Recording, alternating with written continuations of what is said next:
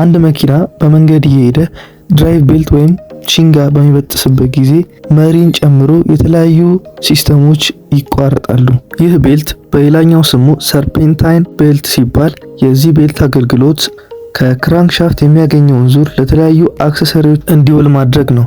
እነዚህም ስቴሪንግ ፓምፕ ወይም የመሪ ፓምፕ፣ አልተርኔተር ወይም ዲናሞ፣ ወተር ፓምፕ እንዲሁም ኤሲ ናቸው። ይህ ቤልት በሚበጠስበት ጊዜ ምን ሊፈጠር ይችላል? አንደኛ በዳሽቦርድ ላይ የባትሪ ምልክት ይበራል። ይህም አልተርኔተሩ ባትሪውን ቻርጅ ማድረግ ስለሚያቆም ነው። ድራይቭ ቤልት ሃይድሮሊክ መሪ በሚጠቀሙ መኪናዎች ላይ ስቴሪንግ ፓምፑን ወይም የመሪ ፓምፑን በማሽከርከር ፓምፑ ዘይቱን ፓምፕ እንዲያደርግ ትልቁን አስተዋጽኦ ያደርጋል። ነገር ግን እየነዳን ባለንበት ሰዓት ይህ ቤልት በሚበጠስበት ጊዜ ፓምፑ ስራውን ስለሚያቆም መሪ ይጠነክርብናል።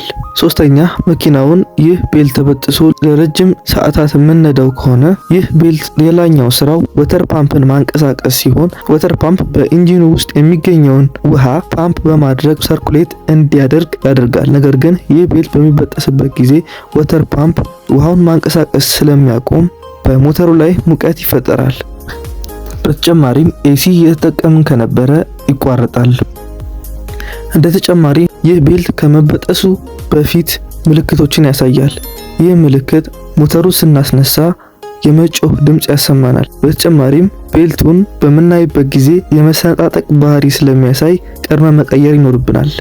ቤተሰቦች በዛሬው አጠር ባለ ቪዲዮ ድራይቭ ቤልት ወይም ቺንጋ መንገድ ላይ ቢበጠስብን ሊፈጠሩ የሚችሉ ችግሮችን አይተናል። ይህን ቪዲዮ ከወደዳችሁት ላይክ ማድረግ እንዲሁም ደግሞ ሼር ማድረጋችሁን እንዳትረሱ። ለዚህ ቻናል ቤተሰብ ካልሆናችሁ ደግሞ እንደዚህ አይነት ጠቃሚ ትምህርታዊና መረጃን የሚሰጡ ቪዲዮዎች እንዲደርሳችሁ ሰብስክራይብ ማድረግና ኖቲፊኬሽን በተኗን ማብራታችሁን እንዳትረሱ። ይህን የመሰሉ ሌሎች ቪዲዮዎች እዚህ ቻናል ላይ ታገኛላችሁ። በሌላ ቪዲዮ እስከምንገናኝ ድረስ ገብታችሁ እነዛ መመልከት ትችላላችሁ። እስከዛው ድረስ ባይ ባይ።